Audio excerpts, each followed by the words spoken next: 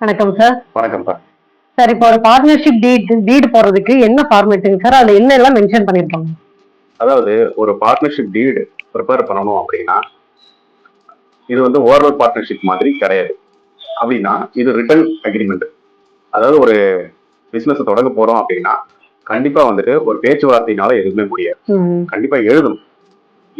எழுதுனீங்கன்னா தான் நீங்க இதை செய்ய போறீங்க, இல்ல இது செய்யக்கூடாது அப்படிங்கிற ஒரு வாக்கியம் தான் அதுல இருக்கும். 2 பேரும் சம்மதிச்சு அதுல சைன் பண்ணி போடும்போது அது கரெக்டா இருக்கும். மெயினா அந்த 1000 ரூபாய் பேப்பர்ல, முத்திரத்தாள் பேப்பர்ல ஃபர்ஸ்ட் எழுதணும். அந்த டீட்ல என்னெல்லாம் மென்ஷன் ஆகும் பாத்தீங்கன்னா, ஃபர்ஸ்ட் அந்த பார்ட்னரோட நேம், அவரோட ஏஜ், அட்ரஸ், அப்புறம் அவரோட பேன் நம்பர் இதெல்லாம் மென்ஷன் பண்ணி ஒரு பார்ட்னர்ஷிப்பை டீட் வந்து தொடங்குவாங்க.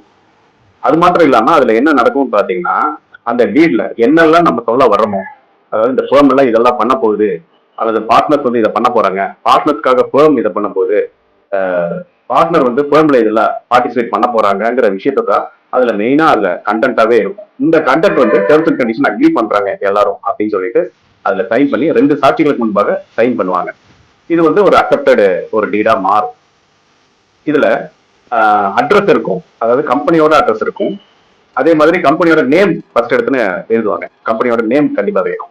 டிசைட் பண்ணிடணும் ஃபர்ஸ்ட் இந்த நேம் தான் வைக்க போறோம், அப்புறம் இந்த லொகேஷன் தான் அப்படின்னு சொல்லிட்டு அதுக்கு ஒரு அட்ரஸ், அந்த ஃபோன் ரெண்டாவதுக்கான அட்ரஸ் வந்து ரெடி பண்ணும். அப்புறம் nature of business, object of the business வந்து கண்டிப்பா அதுல மென்ஷன் பண்ணி ஆகணும். அந்த டீட்ல என்ன பண்ண போறோம், என்ன நேச்சரை வந்து நம்ம இந்த பிசினஸ்ல கண்டக்ட் பண்ண போறோம் அப்படிங்கிற விஷயத்த வந்து அதுல மென்ஷன் பண்ணணும். அப்போ அதுல மென்ஷன் பண்ணி என்ன நடக்கும் அப்படின்னு பாத்தீங்கன்னா அதுபடிதான் நம்ம அந்த டீட் படி நடக்க வேண்டியதா இருக்கும். அதுல மென்ஷன் முக்கியமா என்ன பார்க்க போறோம் அப்படின்னு பாத்தீங்கன்னா, பார்ட்னருக்கு ஃபேர்ம் வந்து என்ன கொடுக்கும், ரெமரேஷன் கொடுக்கும். அப்புறம் பார்ட்னர் வந்து இன்வெஸ்ட் பண்ணிருப்பாரு அப்படின்னா இன்ட்ரெஸ்ட் எதிர்பார்க்கறாங்க அப்படின்னா இன்ட்ரெஸ்ட் ஃபேர்ம் வந்து கொடுக்கும். அப்ப அப்படின்னா ஒரு ஃபேர்ம்ல ரன் பண்றாங்க அப்படின்னா, ஒரு ஃபேர்ம் ரன் பண்றாங்க அப்படின்னா அது மூலதனம் போடுறோம். இப்போ சப்போஸ் ஒரு பிக்ஸ்ட் டெபாசிட்லயே நம்ம இன்வெஸ்ட் பண்றோம் அப்படின்னு வச்சுக்கோங்களேன்.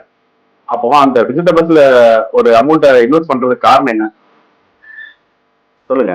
அது ஒரு நம்ம ரிட்டர்ன் அமௌண்ட் கொடுக்கணும். அப்போ இன்வெஸ்ட்மெண்ட் வந்து நம்ம பண்றோம் அப்படின்னா அந்த பார்ட்னருக்கு என்ன கிடைக்கும், அந்த பணம் போட்டதுக்கு அப்ப இன்ட்ரெஸ்ட் எதிர்பார்ப்பாங்க. சப்போஸ் அதுக்கு இன்ட்ரெஸ்ட் வந்து ஃபேர்ம் வந்து கொடுக்குற மாதிரி இருந்ததுன்னா அதுல மென்ஷன் பண்ணணும்.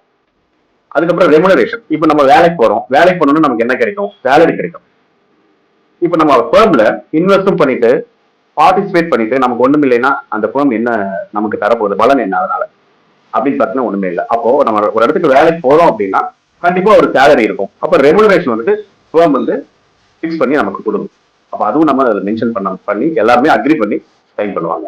அதுக்கப்புறம் மெயினா நம்ம என்ன பார்க்க போறோம்னா, பேங்க் அக்கௌண்ட் யார் ஆப்ரேட் பண்ணுவாங்க, எந்த பார்ட்னர் வந்து ஆப்ரேட் பண்ணுவாரு, அப்புறம் எந்த பார்ட்னர் வந்து இதுல மெயினா ப்ரொடக்ஷன்லயா பினான்ஸ்லயா, இந்த டீடைல்ஸ் எல்லாமே அதுல மெயினா மென்ஷன் ஆகும். As per Indian partnership act 1932 படி என்னெல்லாம் அதுல மென்ஷன் பண்ண வேண்டியதோ அது எல்லாமே இதுக்கு அப்ளை ஆகும். நீங்க எக்ஸ்ட்ரா எழுதினாலும் சரி, குறைவா எழுதினாலும் சரி, அந்த இந்தியன் பார்ட்னர்ஷிப் ஆக்ட் படி அது பேஸ்டா அந்த டீடை வந்து ப்ரிப்பேர் பண்ணும். அப்போ அதுக்கப்புறம் என்ன மெயினா பார்க்க போறோம் அப்படின்னா, இந்த இன்கம் டேக்ஸோட போர்ஷன் அக்கௌண்ட்ஸ் மெயின்டைன் பண்ணணும், அந்த அக்கௌண்டிங் இயர் என்னங்கிறது மெயின்டைன் பண்ணணும், சப்மிஷன் பண்ணணும், பார்ட்னர்ஸோட லைபிலிட்டி என்ன, டாக்ஸ் ப்ரொவிஷன் என்ன, அது எல்லாமே வந்து அதுல மென்ஷன் பண்ணி அதுல எல்லாரும் சம்மதிச்சு சைன் பண்றதா அந்த இப்படிதான் ஒரு பார்ட்னர்ஷிப் டீடு வந்து ப்ரிப்பேர் ஆகும். அதுபடி ஆமதிச்சு எல்லாருமே ரன் ஆகும். சார், இப்போ ஒரு பார்ட்னர்ஷிப் டீட்ல பார்ட்னர் எப்படி அட்மிட் பண்றது? அட்மிஷன் அதாவது அட்மிஷன் ஆஃப் பார்ட்னரை பொறுத்தளவுக்கு எல்லா பார்ட்னர் வந்துட்டு ஒத்துக்கணும். ஒரு பார்ட்னர் உள்ள வராரு அப்படின்னா எல்லா பார்ட்னரும் வந்து அக்ரி பண்ணணும். ஃபர்ஸ்ட் ஓகே அவர் வந்து எதுக்காக வர்றாரு அப்படின்னு ஃபர்ஸ்ட் பார்க்கணும். 2 பாயிண்ட் தான். ஒரு பாயிண்ட் வந்து அவர் வந்து பணம் கொண்டு வரணும். 2வது அவருக்கு ஏதாவது நாலேஜ் இருக்கா, அதாவது நாலேஜ்னா அந்த டெக்னிக்கல் நாலேஜ் இருக்கா, அல்லது ஏதாவது ஒரு ஸ்பெஷல் திறமை இருக்கா அப்படின்னு பார்ப்பாங்க. அந்த ஃபேர்ம் அந்த பார்ட்னர்ஸ் எல்லாருமே எதிர்பார்ப்பாங்க. இப்ப இவங்களுக்கு இல்லாத நாலேஜ் அவருக்கு இருந்ததுன்னா அவரை யூட்டிலைஸ் பண்ண பார்ப்பாங்க. ஒருத்தர் வந்து இந்த 2 டைப்பா அப்ரோச் நடக்கும். ஃபேர்ம் வந்து ஒரு பார்ட்னர் எதிர்பார்க்கும், இந்த மாதிரி ஒரு டேலண்டட் பர்சன் நமக்கு தேவை அப்படின்னா அந்த பார்ட்னர் வந்து பணம் போட வேண்டிய அவசியம் இல்லைன்னு எதிர்பார்க்கும். இன்னொரு ஃபார்ம் என்ன எதிர்பார்க்கும் அப்படின்னு பாத்தீங்கன்னா, நமக்கு எல்லா வசதியுமே இருக்குது, ஆனா பண வசதி இல்லை, பண பற்றாக்குறையா இருக்கு அப்படின்னா அந்த பார்ட்னர் வந்து பணம் கொண்டு வராரா அப்படின்னு பார்ப்பாங்க. அப்ப இந்த மாதிரி ஒரு டேர்ம்ஸ் அண்ட் கண்டிஷன் அவங்களுக்கு ஒத்து வந்ததுன்னா அந்த பார்ட்னரை அட்மிட் பண்ணுவாங்க.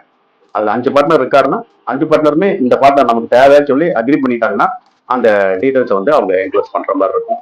அதே மாதிரி அந்த ஆப்போசிட் உள்ள வர்றாரு இல்லையா, அந்த பார்ட்னரும் வந்து அந்த பர்சனும் வந்துட்டு சில டேர்ம்ஸ் அண்ட் கண்டிஷன் வைப்பாரு. எனக்கு வந்து இந்த மாதிரி சேலரி வேணும், அல்லது நான் போடுற அமௌண்ட்டுக்கு இன்வெஸ்ட்மெண்ட் வேணும், இன்வெஸ்ட்மெண்ட்டுக்கு ரிட்டர்ன் வேணும், அதாவது இன்ட்ரெஸ்ட் வேணும், அல்லது நான் வந்து எனக்கு மார்க்கெட்டிங் திறமை இருக்குது அப்படின்னா அதுல ஒரு கமிஷன் வேணும், இந்த மாதிரி எதிர்பார்ப்பாங்க. அந்த மாதிரி சுச்சுவேஷன் வரும்போது இவங்க அதுக்கு ஒத்துக்கிட்டாங்க, ரெண்டு பார்ட்டி ஒத்துக்கிட்டாங்க அப்படின்னா அட்மிஷனுக்கு தாராளமா உள்ள வரலாம். அந்த அட்மிஷனுக்கு உள்ள வரும்போது அந்த இந்தியன் பார்ட்னர்ஷிப் ஆக்ட்ல என்னெல்லாம் சொல்லியிருக்கோ இது அப்ளை ஆகும். இந்த புதிய வர பார்ட்னருக்கு அப்ளை ஆகும்.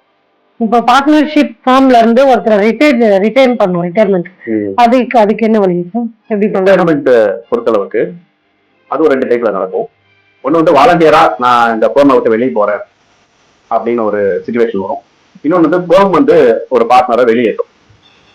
அந்த ஃபர்ஸ்ட் டைப் என்னன்னு பாத்தீங்கன்னா, வாலண்டியரா வெளியே போகிறாரு அப்படின்னா அவருக்கு ஒரு டிஸ்பியூட் இருக்கும், அங்க ஏதாவது ஒரு பிரச்சனை இருக்கும், அந்த பார்ட்னர்ஸ் வந்து இவரை ஒரு மாதிரி நடத்துவாங்களா இருக்கும், அல்லது இவரோட டேர்ம்ஸ் அண்ட் கண்டிஷன் வந்துட்டு இவங்க ஏற்கனவே போட்டதுக்கு ஒட்டு வராம, அந்த மாதிரி சுச்சுவேஷன்ல அவரே நான் ரிட்டையர்மெண்ட் ஆயிடுறேன் அப்படிம்பாங்க. அல்லது ஏஜ் ஃபேக்டர்னால எனக்கு வந்து இனி போது நான் ரிட்டையர் ஆக போறேன், நான் வந்து ரெஸ்ட் எடுக்க போறேன், அந்த மாதிரி சுச்சுவேஷன்ல அவர் தனியார் வெளியே வந்து வாலண்டியரா ரிட்டையர்மெண்ட், இதுக்கு பேர் வாலண்டியர் ரிட்டையர்மெண்ட். ஃபேர்மே வந்து ரிட்டையர்மெண்ட் எப்படி கொடுக்கும் அப்படின்னு பாத்தீங்கன்னா, ஃபர்ஸ்ட் பாயிண்ட் அவரோட நடத்தை வந்து சரியா இல்லை, அதாவது நம்மளுடைய பார்ட்னர்ஷிப் ஆக்ட் படி அந்த டீடு படி ஆப்போசிட்டா நடக்கிறாரு, அதுக்கு எகென்ஸ்டா நடக்கிறாரு, அல்லது ஒரு இல்லீகல் ஆக்டிவிட்டிஸ்ல இறங்குறாரு, அதாவது ஒரு ஃபேர்முக்கு விரோதமா நடக்கிறாரு, பார்ட்னருக்கு விரோதமா நடக்கிறாரு அப்படின்னா அந்த எல்லா பார்ட்னரும் சேர்ந்து அவரை வெளியேறதுக்கு வாய்ப்பு இருக்கு. இதான் ஒரு ரிட்டையர்மெண்ட்ல ஒரு பாயிண்ட். ஓகேங்க சார், நன்றிங்க சார். தேங்க்யூ.